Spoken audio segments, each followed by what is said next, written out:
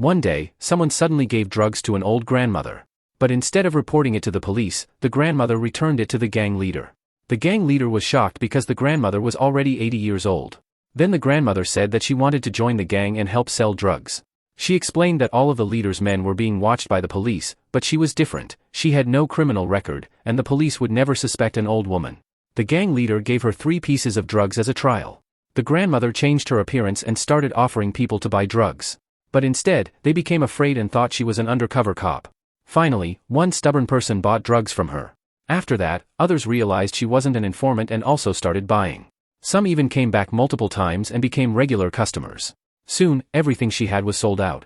When she brought the money to the gang leader, everyone was shocked. The gang leader gave her the promised commission and then handed her more drugs to sell. A few days later, the grandmother started showing up in the areas where the gang members usually operated.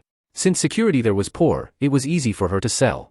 Within just a few days, she became the main supplier in that area, leaving the others unable to sell their goods.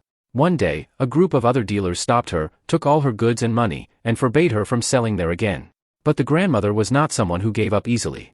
She mixed the drugs into eggs and baked small cakes. Then she invited some friends to her house to taste them. Everyone loved the flavor because of the drugs inside. She started selling the cakes, and in just one morning, everything was sold out. She returned to the gang leader with the money. That week alone, she came 3 times, and her sales exceeded the annual earnings of other members. The grandmother then demanded a 30% commission. The gang leader refused, so she threatened to sell products from another supplier. Reluctantly, the leader agreed.